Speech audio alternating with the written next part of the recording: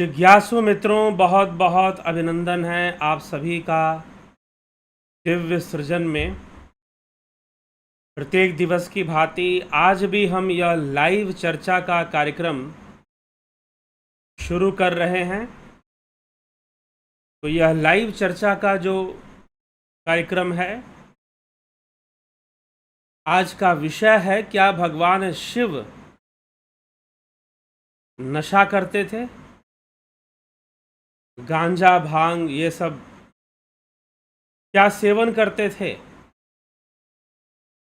या फिर भगवान शिव को भांग, धतूरा जैसी चीजें अर्पित की जाती हैं, चढ़ाई जाती हैं?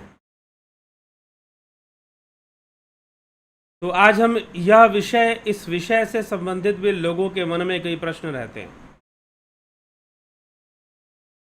और यह प्रश्न बना रहता है कि क्या यह चीजें चढ़ाई जाती हैं तो क्या शिव जी कोई नशा करते हैं? यह प्रश्न भी साथ में बन जाता है। तो शिव जी कोई नशा करते हैं, भगवान शिव कोई नशा करते हैं कि नहीं करते हैं, आज हम इस पर चर्चा करेंगे। तो भगवान शिव को शास्त्रों में आदिनाथ कहा गया है, आदि योगी बताया है। तो आदिनाथ उनको कहना और फिर उनका यह नशा करना, ऐसा भला कैसे है?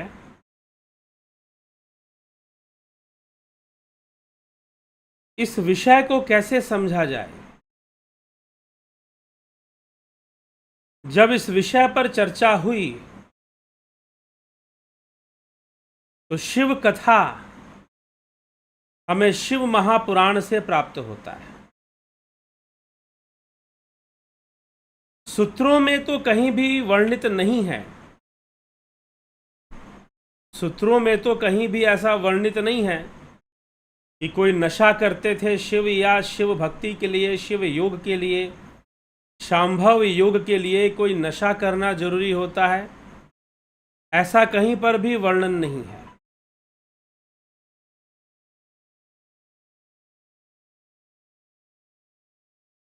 तो फिर ऐसा क्यों दिखाया जाता है, या शिव भक्ति के नाम पर लोग नशा क्यों करते हैं, भांग क्यों खाते हैं? चलिए, भांग में तो बहुत सारे औषधीय गुण भी हैं। कई औषधियों के निर्माण में भी भांग का प्रयोग होता है। औषधि की जहां तक बात है तो वहां पर तो बहुत सारी चीजें बहुत तरीके से प्रयोग में लाई जा सकती हैं। लेकिन नशा करने का तात्पर्य है एडिक्शन। नशा करने का तात्पर्य है एडिक्शन। तो एडिक्शन हो जाना, नशे की लत लग जाना, जैसे लोग गांजा आदि और बहुत तरह के नशा लोग करते हैं, तो उसकी आदत पड़ जाती है, जो कि ठीक नहीं है।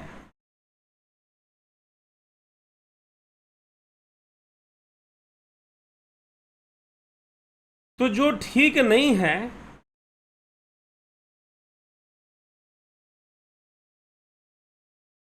वो क्यों किया जाए? तो शिव महापुराण की कथा में कहीं पर भी ऐसा वर्णन नहीं है कि शिव जी नशा करते हों, वो नशा करते हों, ऐसा कहीं पर भी वर्णन नहीं है। कहीं नहीं लिखा कि भगवान शिव ने गांजा पिया हो या भांग पिया हो। और यहाँ पर लोग भांग पिलाए जा रहे हैं घोट घोट के। लोग तरह तरह के गाने बजाने भी कर देते हैं, जिसको वो भजन का भी नाम दे देते हैं। वैसे ही कृष्ण और राधा पर तरह तरह के गाने बजते हैं, जिसको आप भजन का नाम दे देते हो। तो मात्र गा लेने से और कृष्ण का नाम जोड़ देने से कोई भजन नहीं हो जाएगा। या जिसमें शिव जी या शिव पार्वती का नाम आ गया तो वो भजन नहीं हो जाएगा जब तक आपकी भावना वैसी भजन वाली ना हो।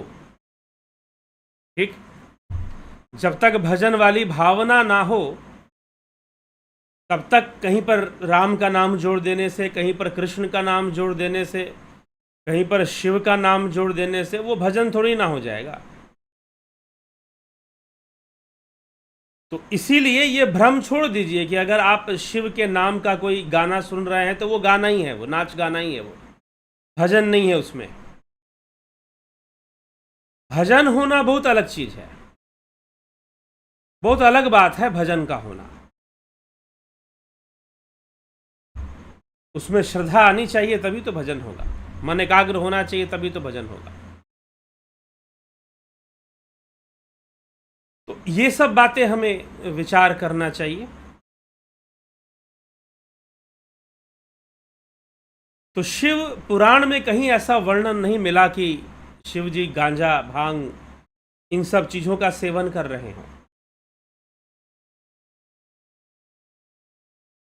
या धतूरे का सेवन कर रहे हों। हाँ, भांग चढ़ाया जाता है, चढ़ाना एक अलग विषय है, लेकिन उसका सेवन करना एक अलग विषय है। आप पूजा में अर्पित करते हो, ये एक अलग बात है, ये एक अलग बात है। लेकिन आप शिव के नाम पर खुद सेवन कर रहे हो, वो एक अलग बात हो जाएगी। और साथ में यह भी कह रहे हो कि शिव जी स्वयं गांजा पीते थे, भांग पीते थे। तो ठीक है, अगर आप कहते हैं तो उसका प्रमाण दीजिए कि शिव ग्रंथों में या शिव सूत्रों में कहाँ ऐसा वर्णन है। कहीं पे ऐसा वर्णन आपको नहीं मिलेगा। शिव सूत्र तो हमने कर भी लिया, पूरा कर लिया। तो शिव सूत्र में तो साधना का वर्णन है। हाँ, पुराणों में एक वर्णन आता है, वो है सोम रस का। सोम रस का वर्णन भगवान शिव माता पार्वती को सोम रस के विषय में बताते हैं और कहते हैं, सोम धारा छरेद यातु ब्रह्मरंध्राद वराणने पित्वा आनंदमस्त्वाम यस एव मध्य साधक।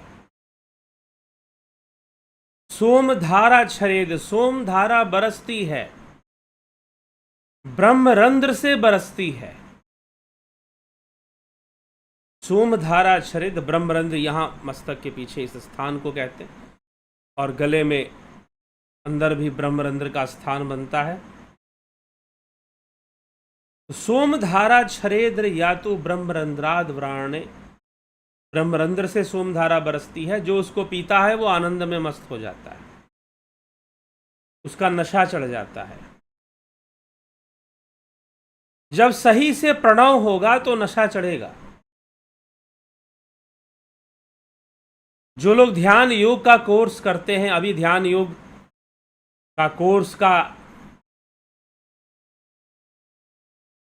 जो शुरू होने वाला है अगले महीने से, 19 अगस्त से, जन्माष्टमी के दिन, जो जन्माष्टमी की तिथि है वो 18 तारीख 9 बजे से लेकर 10 बजे 19 तारीख तक है, रात्रि में 10 बजे 19 तारीख तक। तो 19 अगस्त से जन्माष्टमी के शुभ अवसर पर ध्यान योग का कोर्स शुरू हो रहा है। 18 और 19 तारीख को जन्माष्टमी इस वर्ष मनाई जा रही है। तो 19 तारीख से 19 अगस्त से आप ध्यान योग का कोर्स करेंगे। उसको ज्वाइन करना चाहते हैं तो उसका जो ज्वाइनिंग है वो 1 अगस्त से शुरू हो जाएगा।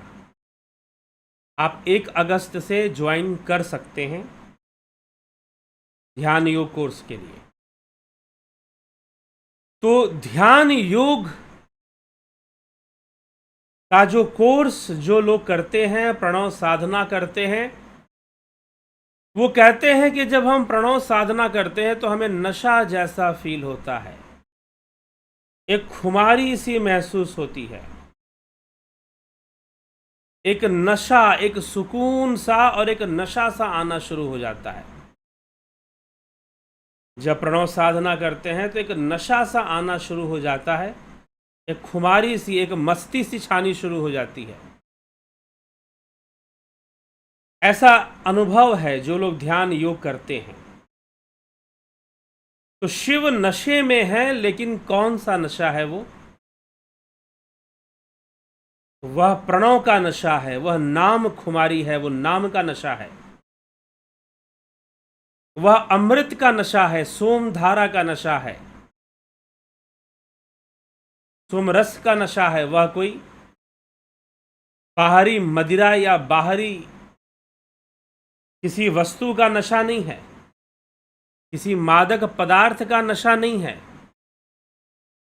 वह योग का नशा है, जब प्राण शक्ति मस्तिष्क में समाती है, ऊर्ध्वगामी होती है और मस्तिष्क में समाती है ऊर्जा, तो एक नशा सा छाना शुरू हो जाता है। पहले पहले वो नशा जैसे कि मस्तक में भ्रिकुटी के मध्य में मीठा मीठा दर्द होना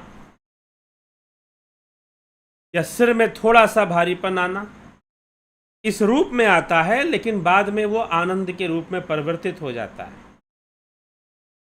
क्योंकि संपूर्ण ऊर्जा जो है, प्राणिक ऊर्जा जो है, वो मस्तिष्क में एकत्र होना शुरू कर देती है और शरीर की शून्यता का अनुभव होता है, जैसे कि शरीर शून्य पड़ रहा है, ऐसा अनुभव होना शुरू कर देता है जब आप ध्यान योग करोगे तो। और एक खुमारी सी, एक नशा सा आपको होना शुरू कर देगा, आपको अनुभव होगा जैसे एक नशा सा हो रहा है। और फिर उस समय बहुत सारे विचार उचार नहीं आते हैं, एक मस्ती सी जैसे छा रही है, ऐसा नशा होना आपको शुरू हो जाएगा ध्यान योग में। जब आप ध्यान योग का कोर्स करते हैं तो वो नशा है। एक भाई साहब ने ध्यान योग का कोर्स किया, उन्होंने कहा कि ये जो आप बताते हैं, जो प्रणव साधना आप सिखाते हैं, इसमें नशा होने लग जाता है थोड़ा सा। कैसा नशा होता है? उन्होंने कहा कि मैं सुरती खाता था पहले, तो सुरती खाने के बाद भी हल्का सा वैसा लगता था, तो ये नाम में भी ऐसा मुझे ऐसा महसूस होना शुरू हो जाता है। तो मैंने कहा कि वो जो खाते थे वो तामसी था, वो तामसिक नशा था। वैसे ये जो नशे की चीजें होती है, गांजा भांग, ये सब क्या है? शाकाहारी है, वेजिटेरियन है, लेकिन तामसी भी है। इसलिए तामसी होने का मतलब समझिए, जो प्रमाद उत्पन्न करे वो तामसी भोजन कहलाता है। श्रीमद् भगवद गीता में श्री कृष्ण भी इस विषय को बताते हैं। जो प्रमाद उत्पन्न करे वो तामसी भोजन कहलाता है। तो वो सुरती, खैनी, तंबाकू, सिगरेट, बीड़ी, गांजा, थोड़ा ज़्यादा आगे बढ़ जाओगे तो, और ना जाने उसके आगे क्या क्या चीज़ें हैं, लंबी लिस्ट है। पीछे टीवी में खूब आता था कि किसके घर पे क्या मिला, तो उसके घर पे वो मिल गया, तो उसके घर पे वो मिल गया है। बड़े बड़े दिग्गज अरबपति, मिलेनियर और बिलेनियर के घर में कभी गांजा मिलता, तो कभी कुछ मिलता, तो कभी कुछ मिलता। ये सब न्यूज़ में काफ़ी आ रहा था पीछे। तो वो तामसिक नशा है, लेकिन ध्यानावस्था से, कुटस्थ में ध्यान से एक नशा छाना शुरू होता है। वो सात्विक है, वो कल्याणमयी है, वो कल्याणमयी है, वो सात्विक नशा है। तो शिव उस नशे में रहते हैं, समाधि के नशे में, ध्यान के नशे में शिव रहते हैं, ना कि गांजे के नशे में रहते हैं। इसलिए भगवान शिव माता पार्वती से कहते हैं सोम धारा छरे दिया तो ब्रह्मरंध्राद व्राण पित्वा आनंद मस्त्वाम यसेव मध्य साधक। पीकर जो मस्त हो जाता है, सोम रस को पीकर मस्त हो जाता है। अब लोगों ने कई जगहों पर शराब को भी सोम रस कह दिया, मदिरा को, तामसिक जो पेय है। लेकिन सोम मतलब चंद्रमा, अमृत। सोम रस का मतलब अमृत। हमारे मस्तक में अमृत है, वो अमृत गिरता है जैसे शिवलिंग के ऊपर बूंद बूंद आप घड़ा टांग देते हो और बूंद बूंद उसमें से जल जो है गिरता है, वो अमृत कुंड का संकेत है। तो भगवान शिव कहते हैं कि वो सोम धारा यहां ब्रह्मरंध्र से, यहां से ब्रह्मरंध्र से वो सोम धारा बरसती है। यहां पर वो महान लिक्विड है, वो अमृत है। वहां से सोम धारा बरसती है। तो समझ में आएगा शिवलिंग क्या है और सोमरस क्या है। पित्वा आनंद मस्त्वाम, जो उसको पीता है वो आनंद में एकदम मस्त हो जाता है। जो प्रणव करेगा उसको प्रणव का नशा चढ़ जाएगा। तो ये जो नशा है, ये जो मस्ती है, इस मस्ती की बात शिव महापुराण में लिखी गई है। इस मस्ती की बात शिव महापुराण, शिव सूत्र, पतंजलि योग सूत्र और अन्य कई ग्रंथों में, शिव संहिता, आगे भविष्य में शिव संहिता पर भी जरूर व्याख्यान आएंगे। तो इन सब पर ऐसे, उनमें ये साधना की चर्चा, इस नशे की चर्चा बताई गई है। लेकिन ये गांजा भांग इन सब का कोई नशा नहीं होता। लेकिन भगवान शिव पे चढ़ता है। क्यों चढ़ता है? क्योंकि शिव ने इस संसार का विष धारण किया है। और ये नशीले पदार्थ जो है, शराब हो गया, मदिरा हो गया, गांजा भांग, धतूरा, ऐसी जो चीजें हैं, यह संसार का विष है। यह संसार का विष है। तो शिव ही हैं जिनके अंदर विष को धारण करने का सामर्थ्य है।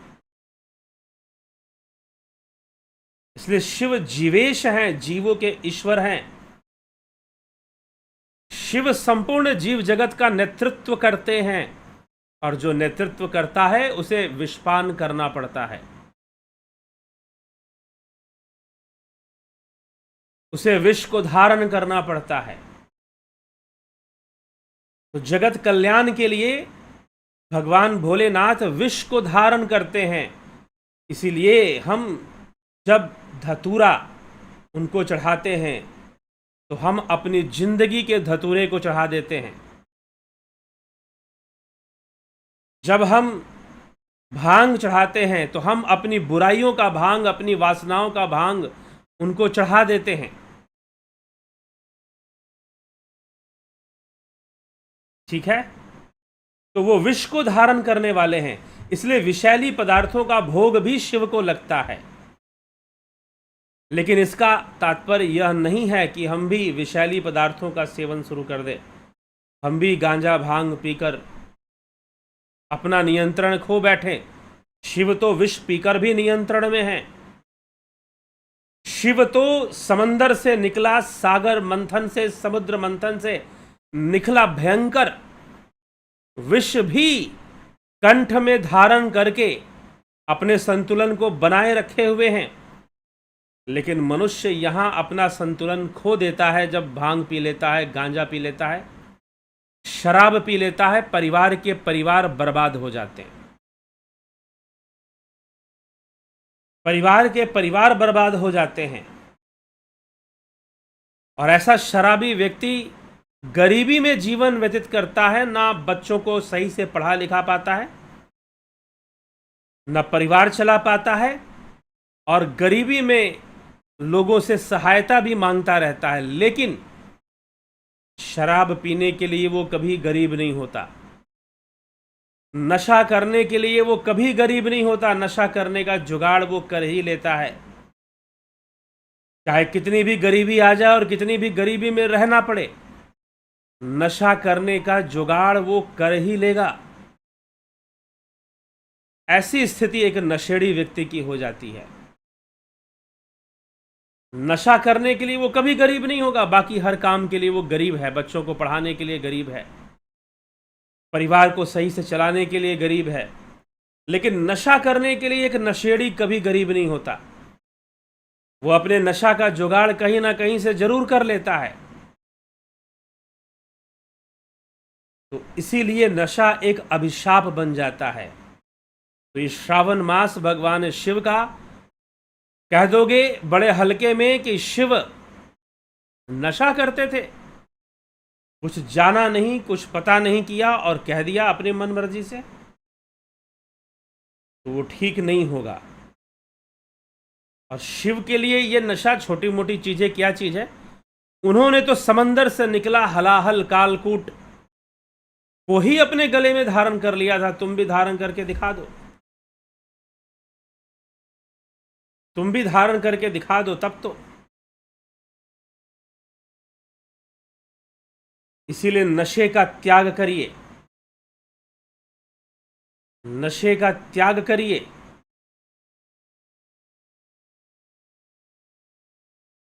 नशे को छोड़िए और योग करिए, योग साधना करिए, ध्यान योग करिए।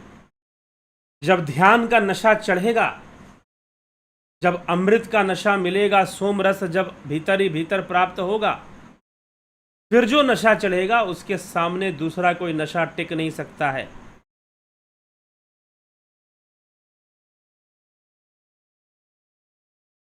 कोई नशा उसके सामने टिक नहीं सकता है।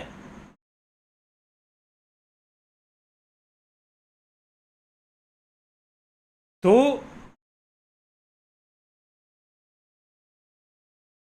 ये हमें समझना चाहिए।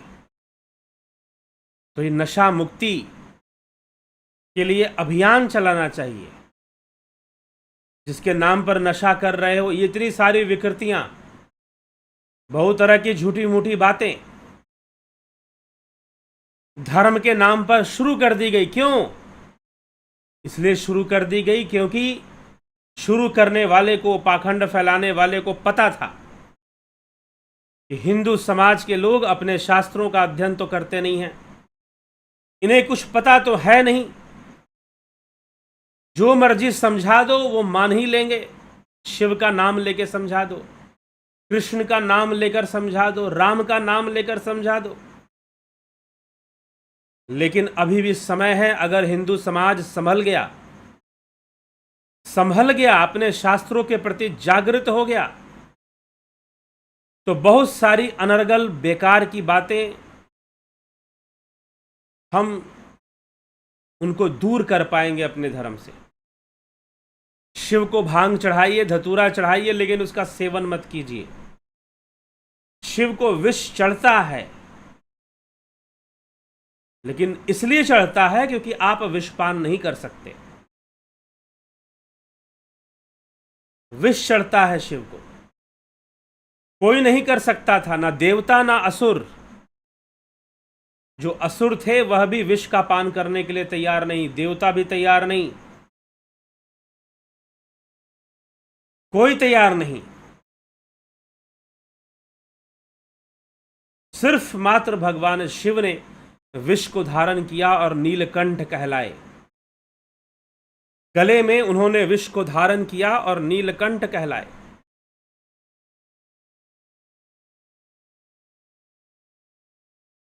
ठीक है। तो एक योगी के अंदर इतनी क्षमता हो सकती है, सिद्ध योगी कर सकता है। इसीलिए हम उनकी इसका कॉपी ना करें, हम उस विष के प्रभाव में आ जाएंगे और अपना जीवन नष्ट कर देंगे। ठीक है। तो चलिए विचार करें इस विषय पर।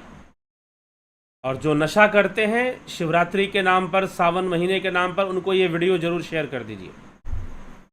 वीडियो जैसे ही शुरू होता है कोशिश करें कि आप शेयर कर दिया करें अपने फेसबुक पेज और कई जगहों पर, व्हाट्सअप, कई जगहों पर वीडियोस, लाइव वीडियो को ही चलते हुए ही शेयर कर दिया कीजिए, सबसे अच्छा है। चलिए ठीक है, आगे चलते हैं और देखते हैं कौन क्या कमेंट करता है। जितेंद्र साहू जी, नवजोत नाथ गुरु जी, शिव सूत्र के बाद अब योग वशिष्ठ के सूत्र पर। योग वशिष्ठ सूत्र के रूप में उपलब्ध ही नहीं है, पहली बात। योग वशिष्ठ पे चर्चा होगी, ऐसी बात नहीं कि नहीं होगी, लेकिन योग वशिष्ठ सूत्र के रूप में उपलब्ध नहीं है। तो उसे सीधा सूत्र पर कैसे आप कहेंगे कि योग वशिष्ठ के सूत्र पर? हाँ, उसमें सूत्र है, लेकिन वो पूरा ग्रंथ सूत्र के रूप में उपलब्ध नहीं है। इसलिए योग वशिष्ठ को महारामायण बोलते हैं। वो कथा की तरह है, पुराणों की तरह है, लेकिन उसमें सूत्र भी है, योग से संबंधित कई बातें बताई गई हैं, तो उस पर चर्चा हम अवश्य करने का प्रयास करेंगे। भरत पटेल जी, शंकर प्रसाद जी, अमन कक्कर जी,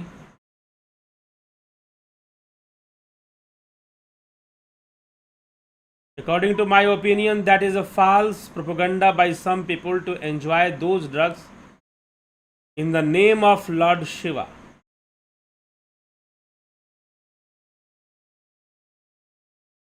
Yes, the false propaganda, the hypocrisy, यही सब है। जगत नारायण जी, अभिनंदन है। राजू पाल, अर्जुन भाई चौहान, सविता नायक जी, शिवा शर्मा जी, रूपलाल विश्वकर्मा जी, श्वेता राय सिन्हा जी, संजीव भारद्वाज जी, आप सभी का बहुत बहुत अभिनंदन। घनश्याम जी, घनश्याम सारोदे, अबनी प्रधान जी, बहुत अभिनंदन। देवांक, क्या कोई योगी सिद्ध हो चुका है? क्या वह निराकार प्राप्त करने के बाद साकार रूप की पूजा कर सकता है? कर भी सकता है, नहीं तो उसको कोई आवश्यकता भी नहीं है, लेकिन वो कर भी सकता है लोगों को समझाने के लिए, लोक संग्रह के लिए, जैसा कि कृष्ण गीता में इस बात को लिखते हैं। विनोद कुमार सूद जी, गोविंद प्रसाद नीमा, संजीव भारद्वाज, रमेश पेशवानी जी, पूर्ण भ्रम है तो अलग अलग गुरु अलग अलग नाम जपने को क्यों बताते हैं? ओम ही परम पूर्ण भ्रम है, पता नहीं क्यों बताते हैं। उनका अपना अपना अलग अभ्यास है, संप्रदाय है, तो बताते हैं। प्रणव ही सब कुछ है। रमेश पेशवानी जी, पवन कुमार गुप्ता जी, सतीश कुमार जी, देवांग, क्या 13 कोटि नाम जप करने के बाद मुक्ति है? ध्यान, योग, नाम जप, ईश्वर आरती, गाना, पुराना प्रधान, ये सब पढ़ना एक साथ हो सकता है? सब हो सकता है जी एक साथ। और 13 कोटि के बाद है कि नहीं, करके देखो, पता चल जाएगा। MKPD देवांग, क्योंकि 18 साल का हूँ और कॉलेज में जाना है। ध्यान योग करो, क्यों चक्कर में पड़े हो मुक्ति के? फिर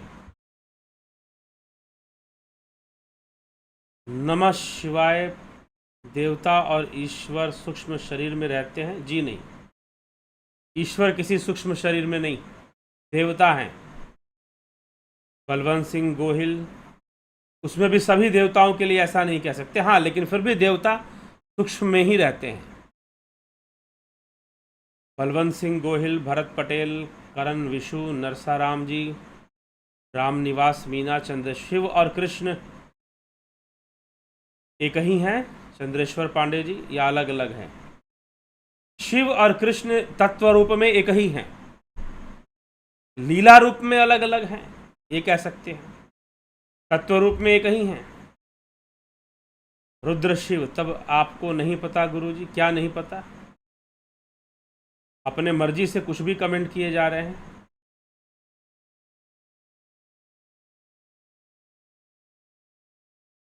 भगवान कहते हैं मेरा नाम जिसमें जुड़ जाए चीज पवित्र है। पहले नाम तो हम जाने कि कौन सा नाम। नट सोमवार के व्रत या सावन के व्रत का क्या महत्व है? बहुत महत्व है, अवश्य करिए। अवधेश कुमार जी, धर्मेंद्र वर्मा, शिवपुराण के विद्येश्वर संहिता में शिव को निरंकार बताया है, क्या यह सही है? बताया है तो क्या दिक्कत है? अभी पीछे हमने चर्चा की थी शिव और शंकर में अंतर क्या है, उसको जाकर सुन लीजिए। सुवर्ण गायकवाड़, बीकू कुचाड़िया जी, रविंद्र मकवाना जी, अनिमेश जी, अनिमेश महतो जी, राकेश मराठे जी, अजीत भाई पटेल, बहुत बहुत अभिनंदन है। शिवम भट्ट, सुनिधि पाठक, अनिरुद्ध पाटिल, उपयुक्त माहिती प्रसारित की है उसके लिए नमन, अभिनंदन है आपका अनिरुद्ध जी। कन्हाई कुमार जी, सुवर्ण गायकवाड़ जी, करण विशु, व्हाट्सअप नंबर आप ही व्हाट्सअप कर लो।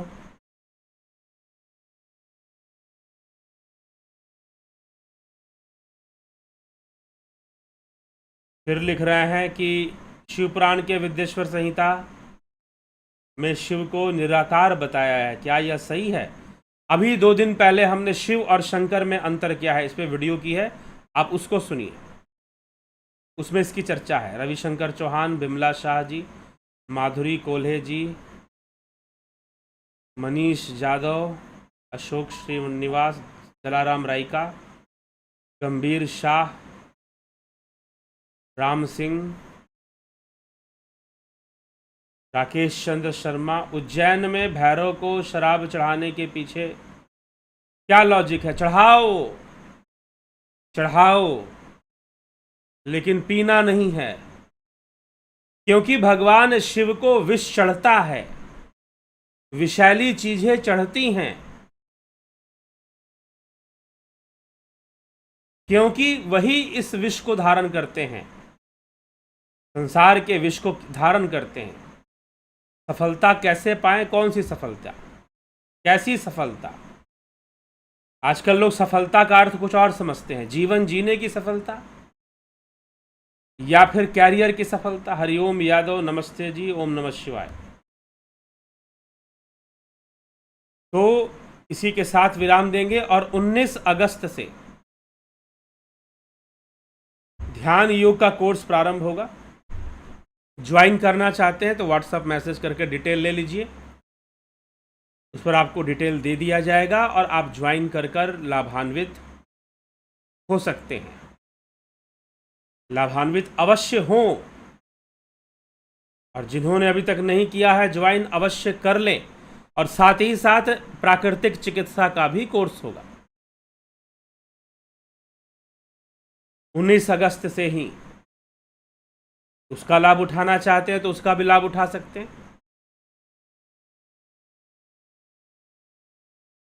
तो चलिए, इसी के साथ अभी आज के इस कार्यक्रम को हम विराम देते हैं और कल फिर मिलेंगे 9 बजे लाइव चर्चा में। बहुत बहुत आभार आप सभी का।